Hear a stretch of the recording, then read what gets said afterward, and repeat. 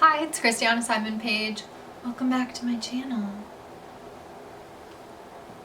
Today we're going to talk about dreams, the ones that you have when you're sleeping, not your crazy ones that are like purpose and destiny related.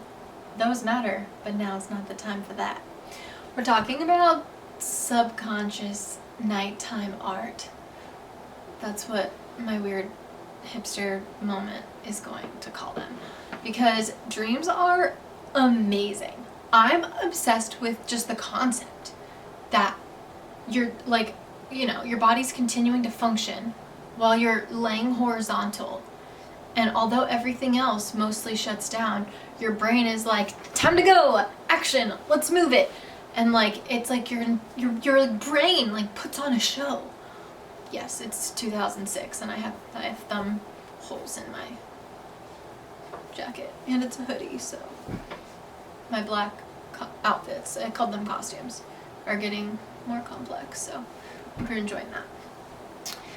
Anyway, dreams are crazy and they get me way too excited.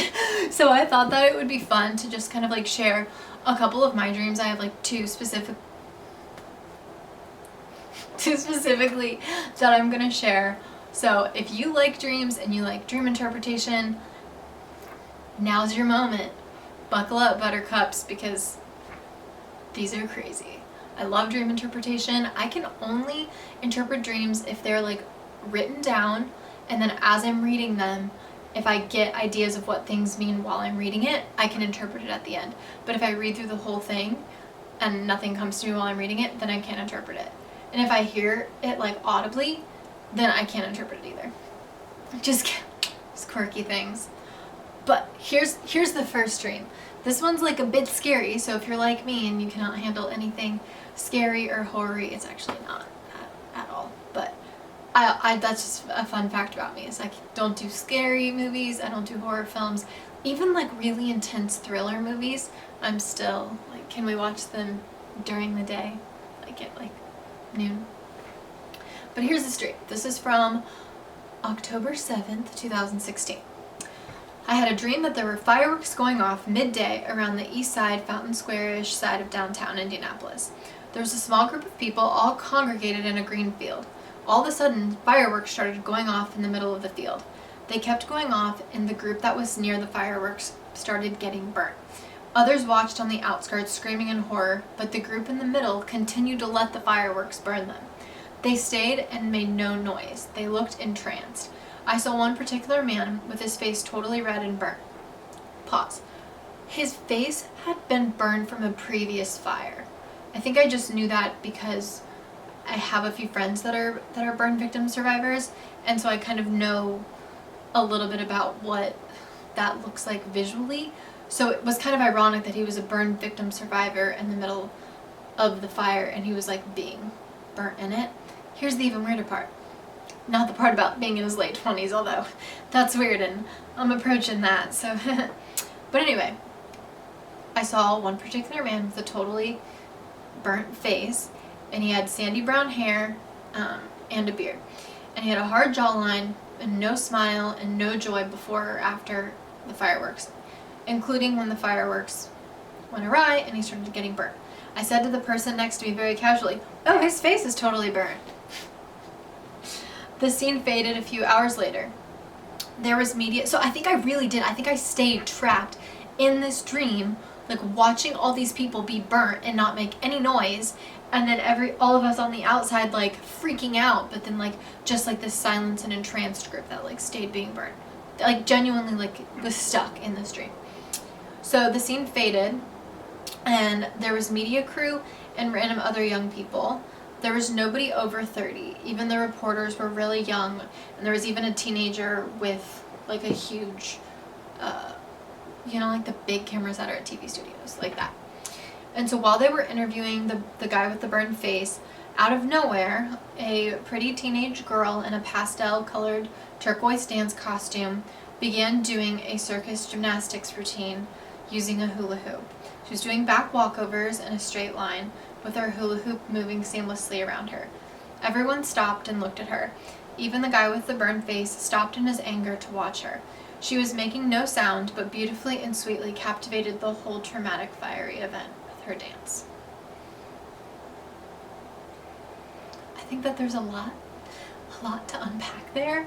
I think if I like had to interpret it just like off the cuff, I would say that I have definitely stayed in environments that like were fiery and not good, and just continue to stay in it like, yeah, this is not happening, in full denial, while people around me are like, yo, you're getting burnt. So I don't do very well like listening to people, but I'm learning, I'm getting better. But I also think that there's like a cool thing within that dream, that there was a lot that was happening with sound and with things going like totally silent in some areas, or like really loud in terms of fireworks, and then nothing with like just quiet interviews being done, and then like the whole entire thing being silent when this like girl does this beautiful routine. And the thing that I get most out of all of it is that like even really awful traumatic events, people can still find beauty in somehow, and there's art that can come from really hard times. And I think some of the best art in ever has come from people going through hard stuff, because art is a great medium for trauma to form itself in. The last dream that I want to share is kind of cool, because I either dream, I think everybody's different in this regard, but sometimes I dream where I can watch myself. Sometimes it's like I'm watching through my eyes. Other times I switch in and out of my perspectives a lot. Sometimes I dream, well, I always dream extremely cinematically, so I see everything as if I'm watching like a high production movie. I see full color, see different shots and angles, and like super zooms and like aerial shots. Sometimes I even like watch B-roll, like I'll be like, oh, now I'm watching a train go by. Like I dream like I'm watching movies, so it's probably why I'm like so inspired to be a filmmaker, is because there's all these constants in my life that feel really intense and cinematic. Which is why I'm gonna like end with this short dream. It's about Leslie Odom Jr. If you don't know who he is, he's an incredible actor and singer, and he originated the role of Aaron Burr in Hamilton on Broadway, among many things. He's a very talented, beautiful black man. So last night I had a dream that Leslie Odom Jr. was directing a movie, and he had me starring in it. I am not an actor, but I was starring in a movie. My job in the scene was to zip line in a harness between two huge skyscrapers. Now this makes sense, because like if I was on a set, like no matter what role I was doing, and all of a sudden they were like, the stunt guy or like the actor themselves were like, I'm not doing this, I'd be like, oh my god, fine, I'll do it. Like I'll do it. So I feel like in this, like I probably wasn't the star of this. I probably just volunteered as tribute. My job in this scene was to zip line between two huge skyscrapers. I just knew we were in New York City. The majority of the dream was me being assisted into a wardrobe.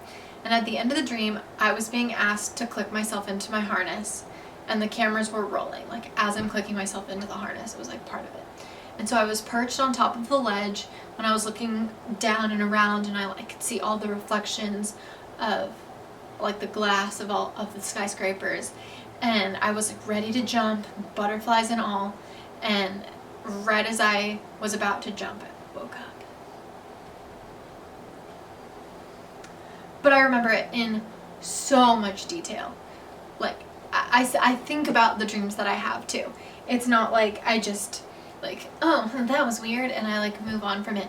If I write one of those down, like my rule of thumb is that I wait until after my first meal from when I wake up. So I'm not a breakfast person, but like after lunch, if I'm still thinking about the dream, then I'm like, I should write this down. So the dreams that I've had like that are really significant, and the ones that I write down, I do continue to think about for years and years after. Like both of the ones that I read to you just now were from 2016. It was like 4 years ago. And they continue to impact me, and I try to like learn from them. So I think dreams are an amazing opportunity to kind of learn more about yourself. Your subconscious is clearly talking to you, so you might as well listen. Thank you for watching. Please like and subscribe and hit the bell notifications. I'll probably just send this to you. Like, let's be honest. At this point, like, I'm just gonna send you a DM of the link, so you're welcome. But do all the things, please. And thanks. And that's my time.